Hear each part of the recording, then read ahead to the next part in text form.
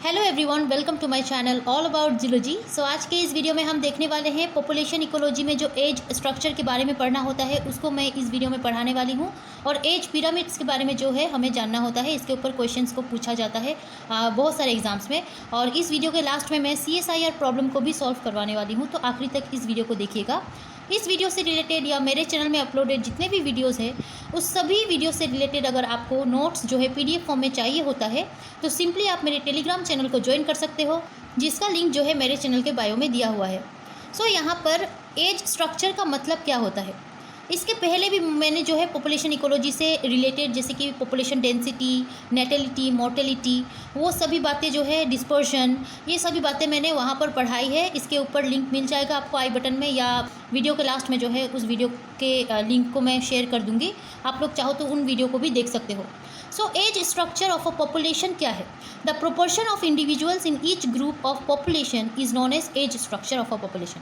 हम जानते हैं पॉपुलेशन में इंडिविजुअल जो है एक ग्रुप में प्रेजेंट होते हैं, मतलब एक ग्रुप का जो इंडिविजुअल का एक ग्रुप है उसको उनका पॉपुलेशन कहा जाता है। और उस पॉपुलेशन में उस इंडिविजुअल का एज क्या है? एज स्ट्रक्चर का मतलब है कि पॉपुलेशन में प्रेजेंट इंडिविजुअल्स जो भी होंगे उनमें जो है एज किस तरीके से वहाँ पर प्रेजेंट होता है। बहुत सारे एज ऐसे होते हैं जो रिप्रोडक्टिव एज होते हैं, लाइक रिप्रोडक्शन कर सकते हैं। बहुत सारे एज ऐसे होते हैं जो अभी रिप्रोडक्शन नहीं कर सकते, वो अभी मैच्योर नहीं हुए हैं। और बहुत सारे एज ऐसे होते हैं जो पोस्ट रिप्रोडक्टिव, जिसको हम जो है कह सकते हैं। इसका मतलब ये है कि वो अब रिप्रोडक्शन करने में जो है कैपेबल नहीं है, वो आगे अब और अपने ऑफस्प्रिंग को पैदा नहीं कर सकते। सो उस तरीके का जो है एज स्ट्रक्चर एक पॉपुलेशन में देखा जाता है।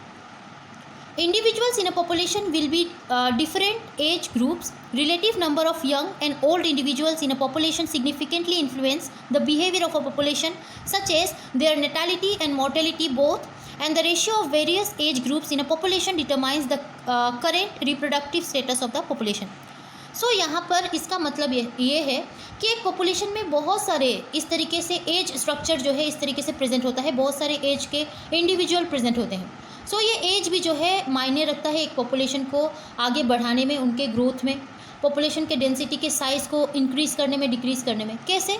जैसे कि मैंने आपको अभी कहा कि पॉपुलेशन में ऐसे इंडिविजुअल है जो रिप्रोडक्शन कर सकते हैं। सो उनके वजह से जो वो रिप्रोडक्शन के थ्रू जो है अपने ऑफस्प्रिंग को पैदा करेंगे, उनके हेल्प से पॉपुलेशन का जो साइज़ है वो इंक्रीज़ होने लगता है, जिससे वो क्या होता है कि उस पॉपुलेशन में ग्रोथ दिखाई देता है। वही अगर ऐसे इंडिविजुअल है जो आगे अभी जो है मैच्योर नहीं हुए हैं और रिप्रोडक्शन के लिए कैपेबल नहीं है, वो इंडिविजुअल आगे जाके कैपेबल होंगे, वो भी अपने ऑफस्प्रिंग को प्रोड्यूस करने लगेंगे, जिससे उनमें भी जो है उनकी वजह से पॉपुलेशन का ग्रोथ जो है दिखने लगता है, बढ़ जाता है।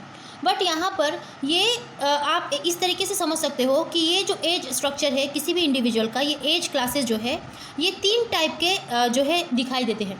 Based on this population can be divided into 3 ecologically important age classes: pre reproductive ages, reproductive ages and post reproductive ages. जैसे कि मैंने आपको सिंपली अभी समझाया, उसको ही जो है हम अभी डिटेल में पढ़ने वाले हैं। सो प्री रिप्रोडक्टिव एज का मतलब है कि अभी रिप्रोडक्शन के लिए वो कैपेबल नहीं है, मतलब उनमें जो इंडिविजुअल होंगे उस पॉपुलेशन में वो ऐसे होंगे जो अभी सेक्सुअली मैच्योर नहीं है, अपने ऑफस्प्रिंग को प्रोड्यूस नहीं कर सकते हैं, रिप्रोडक्शन नहीं कर सकते हैं। फॉर एग्जाम्पल 12 ईयर्स ओल्ड जो चाइल्ड है वो अभी प्री रिप्रोडक्टिव एज ग्रुप में प्रेजेंट होगा। उस ग्रुप के इंडिविजुअल जैसे कि 12 ईयर ओल्ड चाइल्ड जो है अभी कैपेबल नहीं होता है रिप्रोडक्शन के लिए, ऑफस्प्रिंग को पैदा नहीं कर सकता है। This generally encompasses children and young adolescent typically age 0 to 14 age के इंडिविजुअल को इस ग्रुप में रखा जाता है, प्री रिप्रोडक्टिव एज के ग्रुप में रखा जाता है।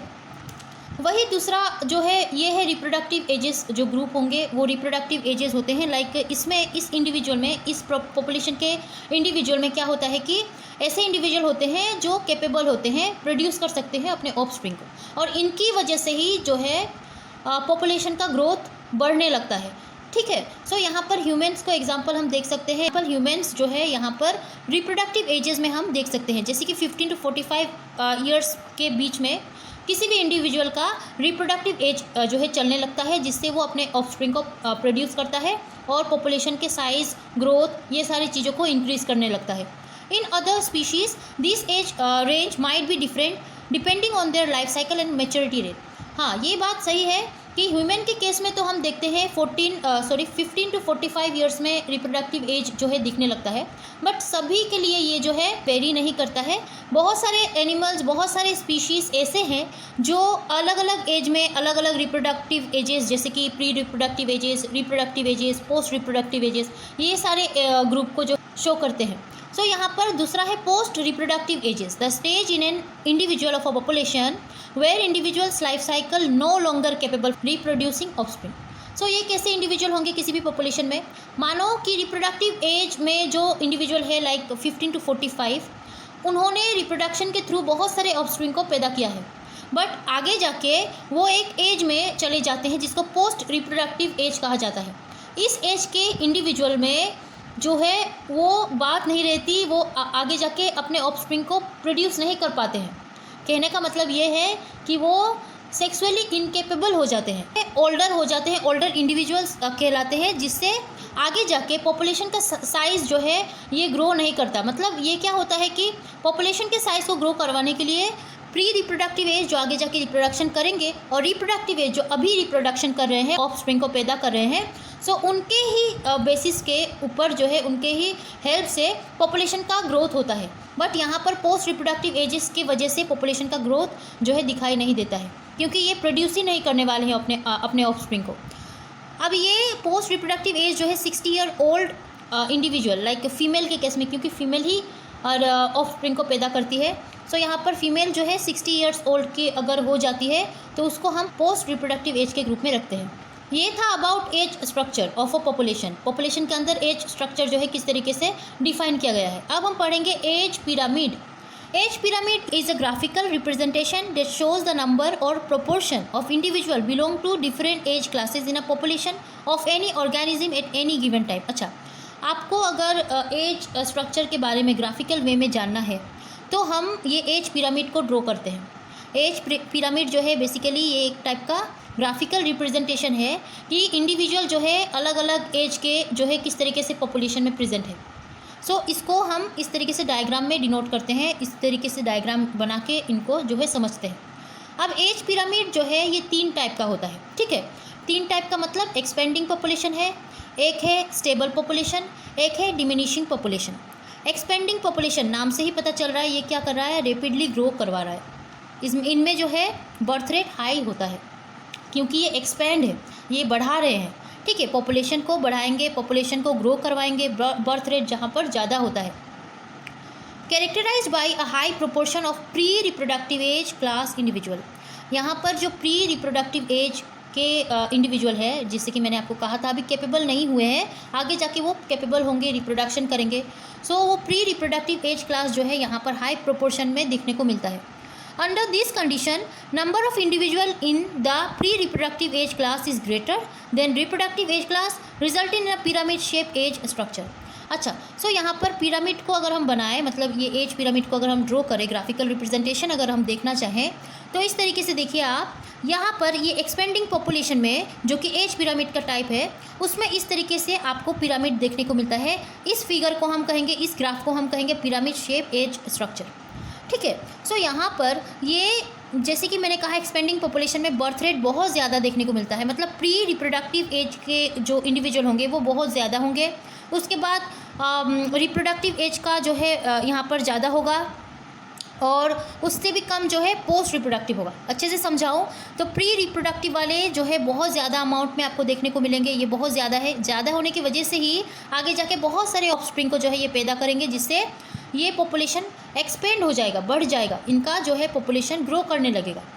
और रिप्रोडक्टिव इस तरीके से प्री रिप्रोडक्टिव से कम है और पोस्ट रिप्रोडक्टिव उससे भी कम है। अच्छा, यहाँ पर प्री रिप्रोडक्टिव जितना है रिप्रोडक्टिव भी उतना होना चाहिए था, बट ऐसा नहीं है, क्योंकि ये जो पॉपुलेशन है हो सकता है एनवायरमेंटल कंडीशन वहाँ पर ऐसा रहा हो कि प्री रिप्रोडक्टिव वाले जितने हैं उस एनवायरमेंटल कंडीशन की वजह से रिप्रोडक्टिव जो है इतने ही बचे हैं, प्री रिप्रोडक्टिव जो है आगे जाके उतना नहीं सरवाइव कर पाए हैं, जिससे रिप्रोडक्टिव बस इतना ही आ सके हैं। और ये जो है आगे जाके रिप्रोडक्शन के थ्रू फिर से पॉपुलेशन को एक्सपेंड करेंगे। देन यहाँ पर पोस्ट रिप्रोडक्टिव बहुत कम होंगे, क्योंकि बहुत कम अमाउंट में मर रहे हैं, बट रिप्रोडक्शन की वजह से बहुत ज़्यादा अमाउंट में जो है पॉपुलेशन बढ़ रहा है। सो इस तरीके से ये आप समझ सकते हो फास्ट एक्सपेंडिंग पॉपुलेशन जो है पिरामिड शेप का होता है। स्टेबल पॉपुलेशन जो है ये क्या होता है, the number of individual in the pre reproductive and reproductive age classes become more और less equal in size and the post reproductive groups remains as the smallest. So the graphical representation is bell shaped age structure. क्या कह रहा है, stable population का मतलब क्या है कि ये पॉपुलेशन स्टेबल है, ना ही तो ये बढ़ेगा ना ही तो ये घटेगा। ऐसा क्यों है, प्री रिप्रोडक्टिव जो जितना है उतना ही उसके इक्वल रिप्रोडक्टिव होते हैं। अच्छा ऐसे क्यों है, अब जैसे कि मैंने आपको इसके पहले वाले में बताया था कि एनवायरमेंटल कंडीशन ऐसा है, फूड रिसोर्सेज वगैरह, कंपटीशन, प्रीडेशन, ये बहुत सारे वहाँ पर प्रेजेंट होंगे जिसकी वजह से जो है वो आगे जाकर रिप्रोडक्टिव एज वाला जो है उतना नहीं आ पाया था।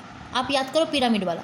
सो इसके केस में प्री रिप्रोडक्टिव जितना है रिप्रोडक्टिव भी उतना ही है। ऐसा हुआ होगा कि ये पॉपुलेशन जो है ऐसे एनवायरनमेंट में है जहाँ पर इतना ज़्यादा फूड रिसोर्सेज का प्रॉब्लम नहीं है, कंपटीशन नहीं है। सो उसकी वजह से यहाँ पर जितने प्री रिप्रोडक्टिव वाले हैं उतने ही रिप्रोडक्टिव वाले भी आए हैं और पोस्ट रिप्रोडक्टिव इनसे कम होता है, क्योंकि ये इक्वल अमाउंट में जो है अपने पॉपुलेशन को स्टेबल रख रहे हैं। ये रिप्रोडक्शन के थ्रू उतने ही ऑफस्प्रिंग को प्रोड्यूस करेगा जितने फिर से प्री रिप्रोडक्शन के जो है इस स्टेज में आएंगे। आई होप मैं आपको समझा पा रही हूँ। आप लोग ध्यान से समझिएगा क्योंकि जो है क्वेश्चन को सॉल्व करना है। सो उस केस में आपको समझना होगा अच्छे से। और ये जो ग्राफ आप देखोगे स्टेबल पॉपुलेशन का, ये बेल शेप्ड का होता है, इस तरीके से बेल शेप्ड का होता है। लास्ट है डिमिनिशिंग पॉपुलेशन। डिमिनिशिंग का मतलब है कम जाना, characterized by a low proportion of pre reproductive age class individual due to reduced birth rate. Birth rate बहुत ज़्यादा कम होने के कारण पॉपुलेशन डिक्लाइन हो जाता है, जो है आगे जाके उतना ग्रोथ जो है दिखा नहीं पाता है। प्री रिप्रोडक्टिव एज क्लास बहुत कम दिखाई देते हैं, क्यों? क्योंकि बर्थ रेट यहाँ पर कम है। कैसे क्या है समझते हैं। Due to diminishing gradually in size as compare to the reproductive and post reproductive age classes resulting age structure is urn shape. This is representative of a population that is dying off. अच्छा यहाँ पर क्या हो रहा है, यहाँ पर ये जो प्री रिप्रोडक्टिव वाले हैं ये कम दिखाई देते हैं। सो यहाँ पर कैसे क्या होगा, यहाँ पर प्री रिप्रोडक्टिव कम होने की वजह से ये जो है आगे जाके उतने ऑफस्प्रिंग को प्रोड्यूस नहीं कर पाएगा, क्योंकि ये प्री रिप्रोडक्टिव वाला जो है आगे जाके कैपेबल होगा रिप्रोडक्शन के थ्रू जो है ऑफस्प्रिंग को पैदा करेगा।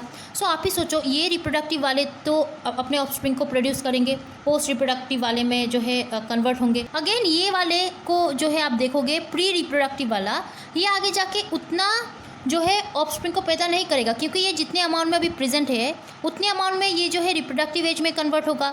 देन वो इतना पॉपुलेशन को बढ़ा नहीं पाएगा, जिसकी वजह से यहाँ पर ये पॉपुलेशन डिक्लाइन हो जाता है, डिमिनिशिंग हो जाता है, और ये पॉपुलेशन आगे जाके जो है और घटने ही वाला है। सो यहाँ पर ये पॉपुलेशन का जो पिरामिड है ये अर्न शेप एज स्ट्रक्चर होता है।